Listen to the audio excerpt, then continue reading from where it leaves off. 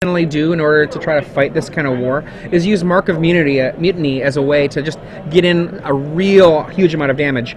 But when you're giving some poison in, basically Mark of Mutiny is pretty much like a crappy Falter or a Smoldering Spires. That creature can't block. Yeah. And now it's pumped for next turn. If you get two Mark of Mutinies, maybe you'll kill somebody. Be like, steal your mother, or steal your Vat Mother, take 5 poison, steal it again, take 6. That's possible. You can see Jason there on the right and Brian Kibler here on the left. This is round 3 of the Star City Games Open Series here in Los Angeles. I'm Adrian Sullivan. And I'm Jacob Van Lunen. Yeah. We're about to watch a match right here of Blue-Black Infect against Mono Red. Right. So. And one of the things here, Brian Kibler has gone to 4 Tumble Magnets for this deck, but he does not have the Tezzerets that he had in his initial version. Now, Jason Menzies, like we said before, his main deck is card for card Patrick Sullivan's from the winning of one of the previous invitationals just, I think, 3 weeks ago. Might be 2 weeks. Time passes so quickly in Magic. All caps.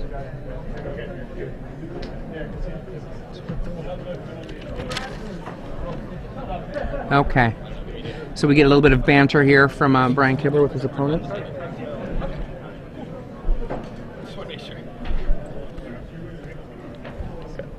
Yeah, now talking back and forth. Now, one of the things that I'm really excited about here is I'm excited to see about if Jason's deck on the play is just going to run over Brian.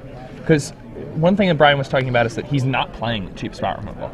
You know, he thinks those cards aren't good in a metagame that's full of Squadron Hawks and Stoneforge Mystics. That they're just embarrassing when your opponent plays a Squadron Hawk. But it's embarrassing to not have them when you're playing against Mono Red on the draw, which is a pretty important point here. I think the most important thing about in this first game, though, is whether or not Brian draws and plays a Crusader. Yeah, the Crusader it's just a monster, honestly. And this is that aggressive draw that we're talking about. A turn 1 Goblin Guide from a red deck when they're on the play, especially in game 1, is almost always spells a game. Brian's going to preordain.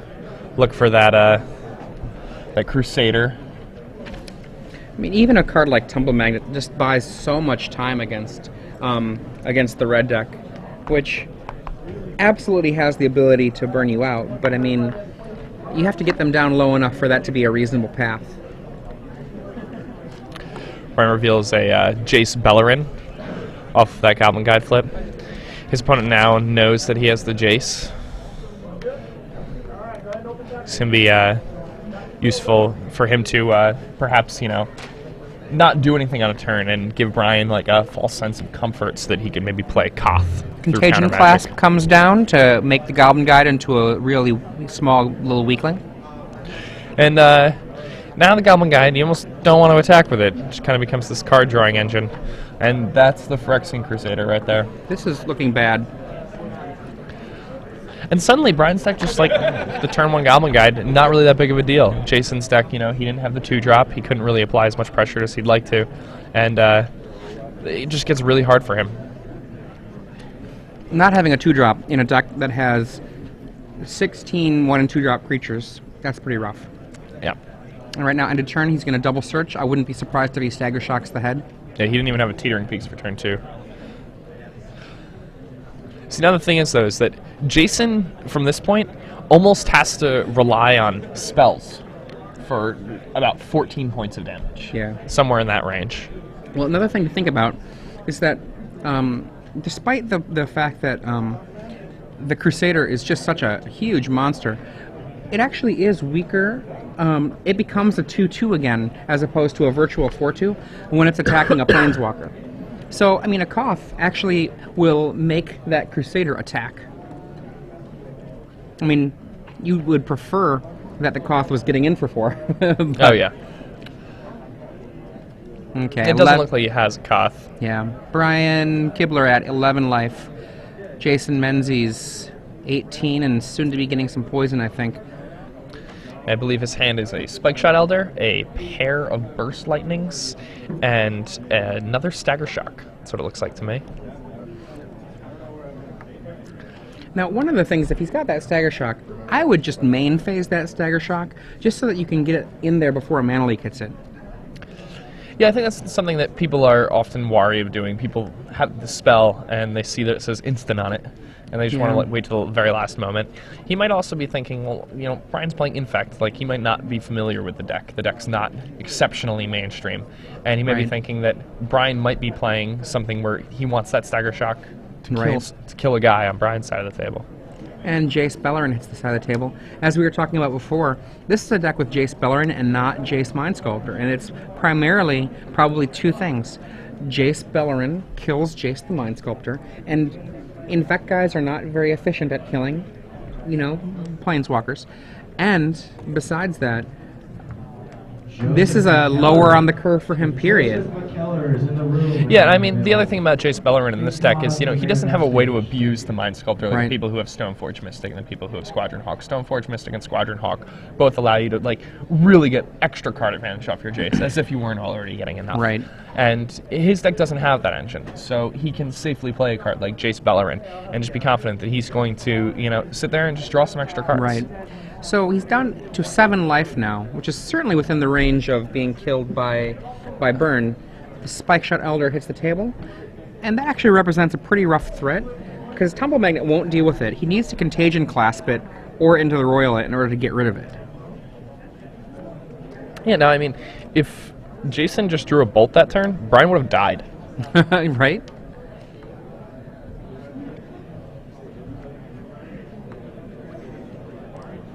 Okay, so we know that Jason has 2 Burst Lightnings and 1 other card. 1 mystery spell. Yeah, one thing that I haven't been able to pick out. I believe I saw in Brian Kibler's hand 1 Mana Leak, but I'm not 100% sure on that with the glare on that image. It may also be his Into the Royal. Oh, that would be pretty saucy. It looks like a Mana Leak to me, though. No, I can't see his hand very well. Now, something that I'm really interested to see is how the red deck is going to try to sideboard against this. Like, will he bring in his Manic Vandals? Like, I think if he knows... If he knows what's going on, he should bring in the Manic Vandal. The question is whether he knows or not. Yeah. That is the big question. I mean, I don't feel... But will Brian be taking out? You want the Tumble Magnets in this matchup, you know? You want the Contagion Clasps. I mean, but if your opponent has cards like Manic Vandal, do you want those cards? I mean... Like, aren't your cards like Necropede and things like that, like, very good also? But Necropede still gets Vandaled. You can't just take out... Ooh, and there's a Contagion Clasp, and that's exactly what Brian needed there.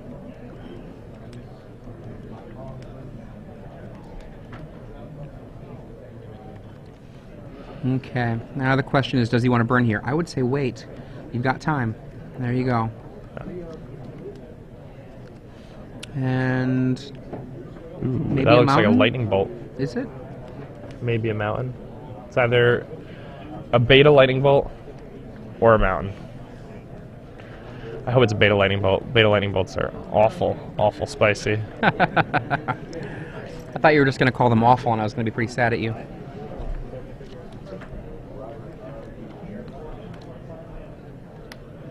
Oof. And we see a burst lightning to the head. And Brian will say, okay, I'll go to 5. Yep. And his opponent's going to say, I'll burst lightning you again. Brian will say, okay, I'll go to 3. Okay. And then just say, go, Jason. Now, Jason might say, bolt you, in which case Brian will certainly say Mana Leak. Okay, we still got that. Oh, we got the Mana Leak we got the Mana Leak on that burst lightning, so that makes him at 5. Yeah, so now Brian goes to 2, yes.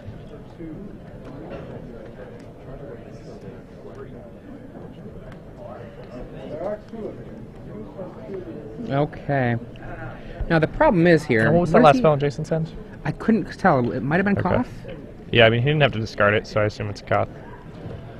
I mean, I'm going to say that, like, even though Brian is at 2 life, like... I mean, the top of Jason's deck could just end the game immediately. Absolutely, absolutely. Now remember that 5 of this damage was from that Goblin Guide, and the rest is all burn. And is Kibler tapped out except for a land? Or just tapped out? Just tapped out completely. Okay. So basically at this point, the top could be the win right here. Oh, yeah. I mean, it could have been before, but there's no mana leak that he's going to be worried about. Are we playing in the same? Oh, don't reveal that you don't have to reveal. And... I got 2 life points. That's not very good. Okay, land in hand. Yeah. So Brian knows what the last card is. We're assuming it's Koth. And the issue here for Brian is if he does play a Koth right here, Brian's just in chump mode with that Crusader, which is never where you want to be. And there's the Koth. And there he comes.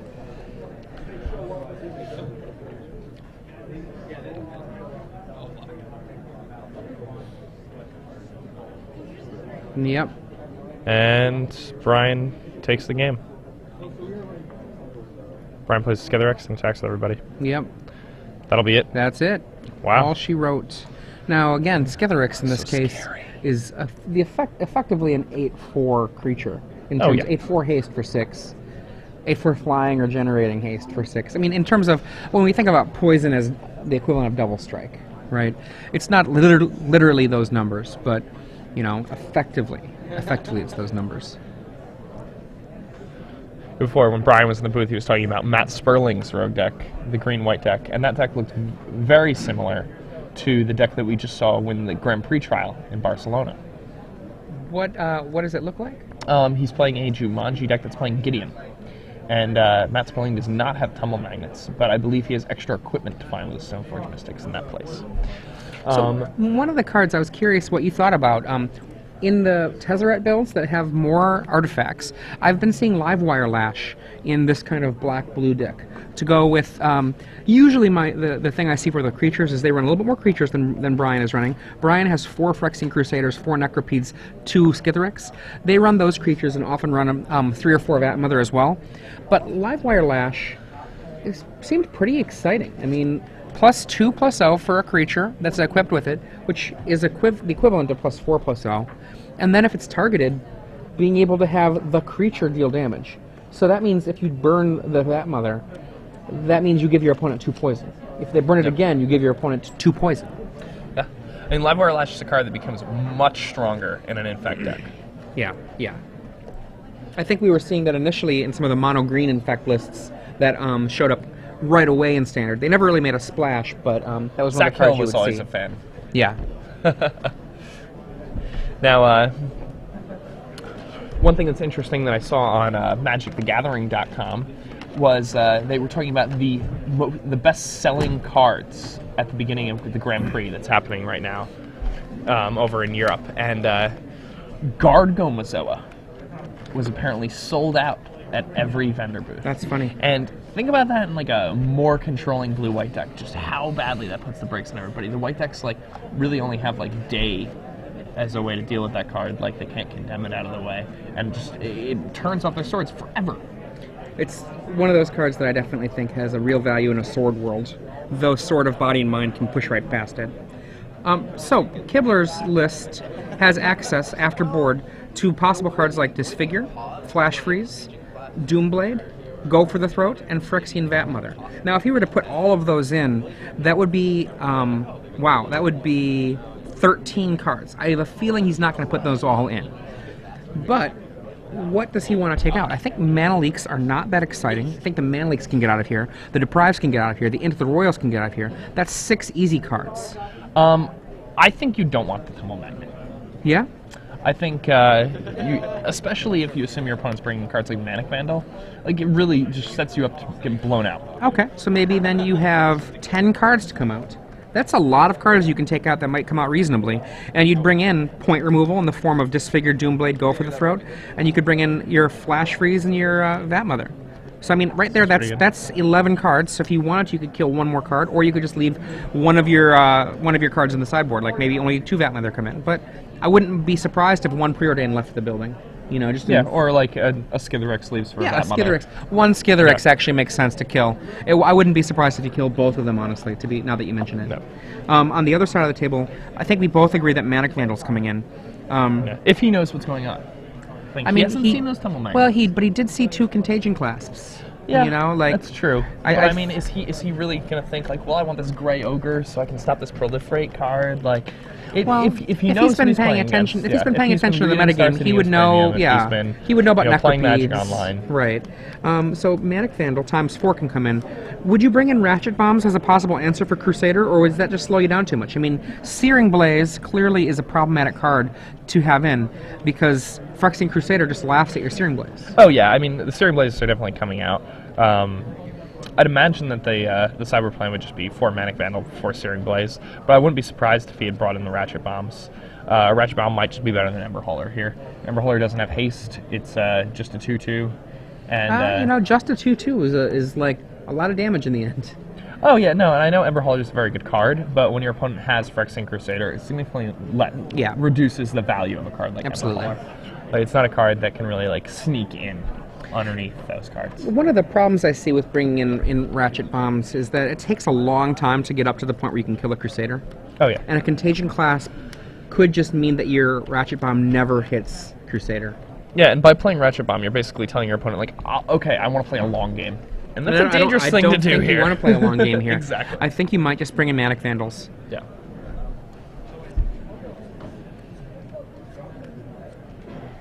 Okay. They both sideboarded up, brought up their hands. It looks like... Is Jason mulliganing here, it looks like?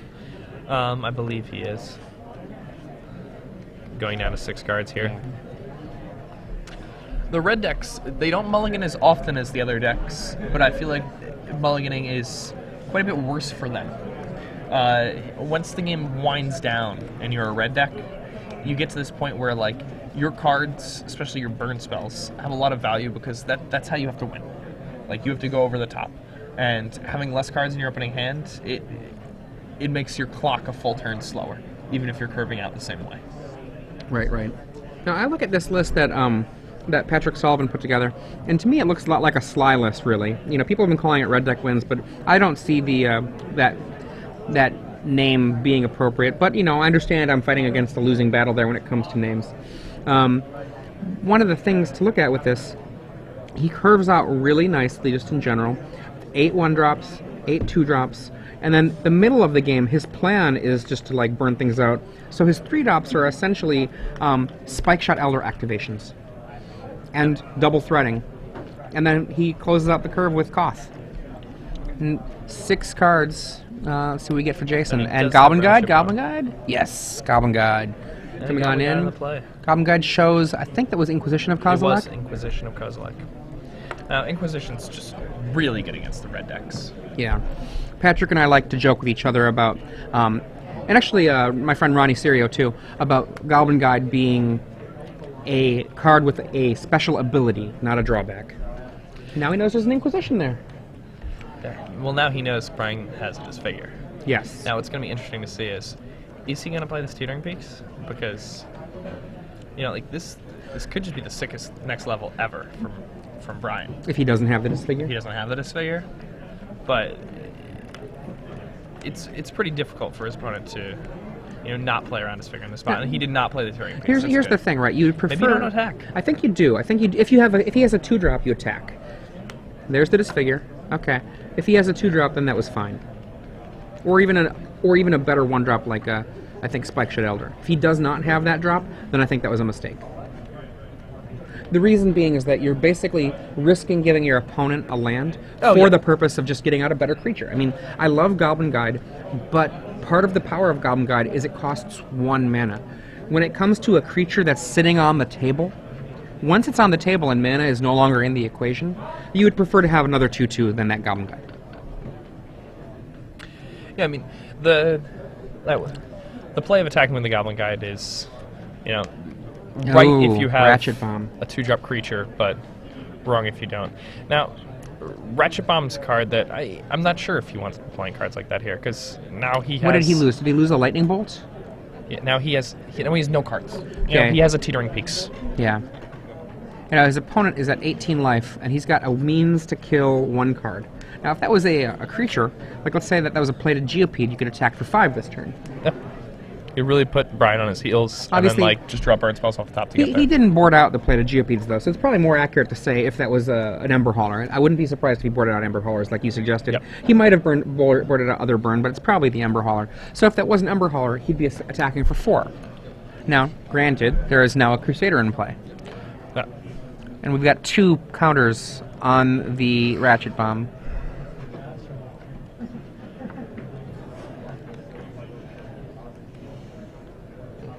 And land and go.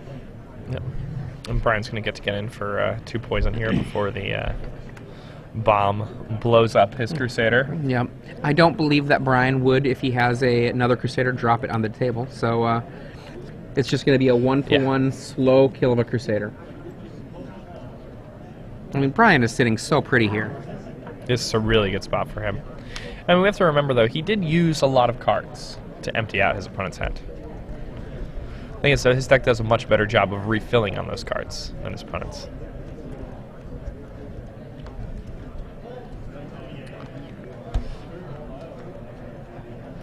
Now Jason has Stagger Shock in his hand, and well, that's at least you really just want to be charring them with that card, and it's hard to be charring people's faces when they're at 18. Yes, and boom, boom goes.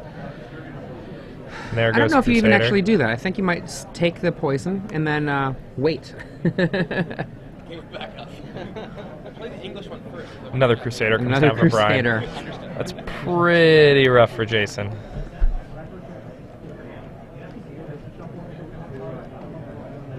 Yeah, this is a hard position to be in.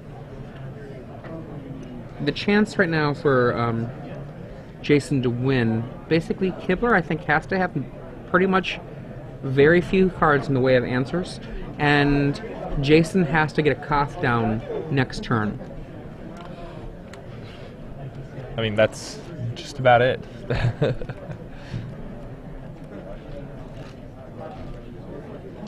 Yeah, I mean, I think that one of the things that we're going to see here is that Kibler, his sideboard, it looks like he's well prepared for this matchup. You know, he appears to have spent some time thinking about it, and that looks like is that a Blinky down there at the bottom? That is Yeah. an Inkmoth Nexus. Yeah. And, it's like a 1-mana activation for a Fairy Conclave in this deck. Yes. And so much more. Jason almost looks to me like he's in that position of being like, well, okay. Alright, I'll keep playing Magic. Now he's down to 18 life, so he's at the same level of life as Brian, which that's kind of sad since his Brian has been attacking him via poison. He's just in such a rough spot here. Is this Koth? Sorry. Oh, it's only 3 mana, so Stagger Shock. I mean, even if it's 4 damage to the head, it's something that Brian can just say, okay, that's cool. Yeah, that's fine. It looks to me that might have been a Goblin Guide up Goblin top? Guide with a Teetering Peaks in hand. Yeah, so he gets to 4 him again. His opponent at 10. His opponent with 2 or 3 cards.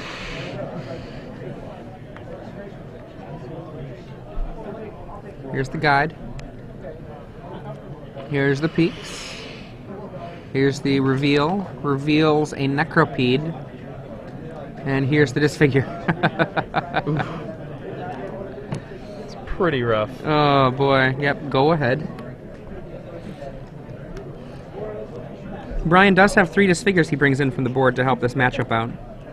This opponent's gonna go up to 7 poison, and Very little left here. he needs multiple burn spells I think to he needs survive next Apocalypse, turn's if you're attack. familiar with that card. Yes. Red, Yes. red, 2 Tempest? sorcery. Discard your hand. Remove all permanents Permanents from from the play. game? Yeah. If he had that, he might be able to come back. It's true. Land Jockalops. And make sure that Brian remembers to attack. Now, one thing that Brian did Did really he just well cast the this game was, Skizerix too? Okay. Jason Genesowicz. Yeah. JJ. And that's it. Brian's glowing in his infectious delight. You know? Right.